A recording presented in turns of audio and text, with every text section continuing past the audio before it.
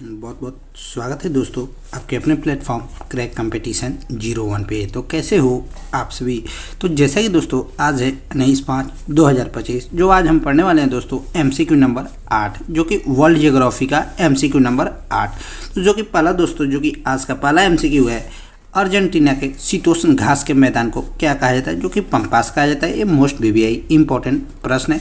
तो उससे पहले दोस्तों अगर आप हमारे चैनल पर नए हैं तो चैनल को लाइक, सब्सक्राइब और शेयर करना ना भूलें। उसके बाद दोस्तों जो कि नेक्स्ट प्रश्न है, अर्जेंटीना का हृदय किसे कहते हैं, तो पंपास को ही अर्जेंटीना का हृदय कहते हैं। उसके बाद जो कि नेक्स्ट प्रश्न है दोस्तों, सबसे बड़ा मांस निर्यातक देश कौन सा है, तो अर्जेंटीना ही सबसे बड़ा मांस निर्यातक देश है। जबकि ऑस्ट्रेलिया में शीतोष्ण घास के मैदान को क्या कहा जाता है, तो डाउन्स कहा जाता है, जो कि ये भी मोस्ट BBI इंपॉर्टेंट प्रश्न है। उसके बाद जबकि नेक्स्ट प्रश्न है दोस्तों, ब्राजील के उष्ण कटिबंधीय घास के मैदान को क्या कहते हैं, तो कैंपास या कॉम्पोज कहते हैं, जो कि ये भी मोस्ट BBI इंपॉर्टेंट प्रश्न है। उसके बाद जो कि नेक्स्ट प्रश्न है दोस्तों, सेलवास घास के मैदान कहाँ पाया जाता है, तो अमेजन नदी का, जो कि दक्षिण अमेरिका में। दोस्तों अगर हमारे वीडियो बनाने से अगर आपको बहुत फ़ायदा हो रही है, और फ़ायदा होगा ही दोस्तों, क्योंकि कोई भी एग्ज़ाम में आप उठा लीजिए इसी से आएगा MCQ।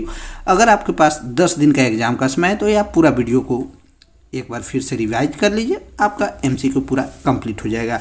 उसके बाद जो कि नेक्स्ट प्रश्न है दोस्तों, वेनेजुएला के उष्ण कटिबंधीय घास का मैदान क्या कहलाता है, तो लानोस कहलाता है, वेनेजुएला के उष्ण कटिबंधीय घास के मैदान। जबकि मिट्टी का अध्ययन क्या कहलाता है, तो मिट्टी के अध्ययन दोस्तों पेडालॉजी कहलाता है।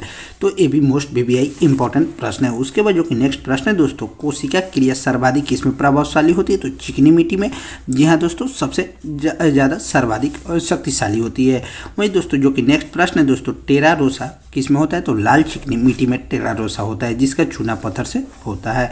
उसके बाद जो कि नेक्स्ट प्रश्न है दोस्तों, मृदा संरक्षण का अर्थ क्या है, तो मृदा को नुकसान से बचाना तथा उर्वरता को बनाए रखना, यही मृदा संरक्षण का अर्थ है। जबकि नेक्स्ट प्रश्न है दोस्तों, कोयला का निर्माण किस चट्टानों से होता है, तो औषधि चट्टानों से कोयला का निर्माण होता है। वहीं दोस्तों उसके बाद जो कि प्रश्न है, कोयला के प्रमुख प्रकार कौन कौन है, तो कोयला के 4 प्रकार हैं, एंथ्रासाइट, बिटुमिनस, लिग्नाइट तथा पीट, जो कि कोयला के 4 प्रकार है। वहीं जो कि नेक्स्ट प्रश्न है दोस्तों, सर्वोत्तम प्रकार का कोयला कौन सा है, तो एंथ्रासाइट, जो कि काफ़ी बार एग्जाम में पूछा हुआ है और मोस्ट BBI इंपॉर्टेंट प्रश्न है। उसके बाद जो कि नेक्स्ट प्रश्न है दोस्तों, सबसे निम्न स्तर का कोयला कौन होता है, तो पीट होता है सबसे निम्न स्तर का कोयला। जबकि भूरा कोयला के रूप में किसे माना जाता है, तो लिग्नाइट को भूरा कोयला के रूप में माना जाता है। वहीं दोस्तों जो कि नेक्स्ट प्रश्न है दोस्तों, विश्व की सबसे लंबी नदी कौन सी है, तो नील नदी विश्व की सबसे लंबी नदी है। जबकि नील नदी का उद्गम किससे होता है, तो विक्टोरिया झील से नील नदी का उद्गम होता है। उसके बाद जो कि नेक्स्ट प्रश्न है दोस्तों, नील नदी का उपहार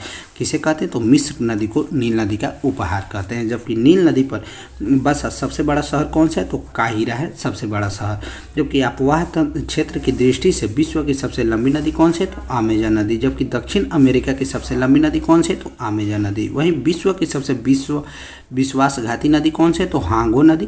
जबकि श्रीलंका की सबसे लंबी नदी कौन सी है, तो महावेली गंगा, जो कि ये भी मोस्ट BBI इंपॉर्टेंट प्रश्न है। उसके बाद जो कि नेक्स्ट प्रश्न है दोस्तों, पूर्व का मोती किसे कहा जाता है, तो श्रीलंका को पूर्व का मोती कहा जाता है। जबकि म्यांमार की जीवन धारा कौन सी नदी है, तो इरावती नदी म्यांमार की जीवन धारा है। वहीं बात करते हैं दोस्तों, यांगून कहाँ स्थित है, तो इरावती नदी पर यांगून स्थित है। जबकि यूरोप महाद्वीप की सबसे लंबी नदी कौन सी है, तो ओल्गा नदी है, जो कि ये भी मोस्ट BBI इंपॉर्टेंट प्रश्न है। उसके बाद जो कि नेक्स्ट प्रश्न है दोस्तों, यूरोप की दूसरी सबसे लंबी नदी कौन सी है, तो डेन्यूब नदी यूरोप की दूसरी सबसे लंबी नदी है। जबकि वियना, वुडाफोस्ट, बेलग्रेड किस नदी पे स्थित है, तो डेन्यूब नदी पे ये भी स्थित है। वहीं बात की जाए दोस्तों, एशिया की सबसे लंबी नदी कौन सी है, तो यांगस्टी नदी एशिया की सबसे लंबी नदी है। जबकि वोल्गा नदी कहाँ गिरती है, तो कैस्पियन सागर में वोल्गा नदी गिरती है। वहीं बात की जाए दोस्तों, लंदन कहाँ स्थित है, लंदन टेम्स नदी के किनारे स्थित है, जो कि ये भी मोस्ट BBI इंपॉर्टेंट प्रश्न है। उसके बाद जो कि नेक्स्ट प्रश्न है दोस्तों, फ्रांस की राजधानी पेरिस किस नदी पर बसा हुआ है, तो सीन नदी पर पेरिस बचा हुआ है। जबकि इटली की गंगा किसे कहा जाता है, तो पो नदी को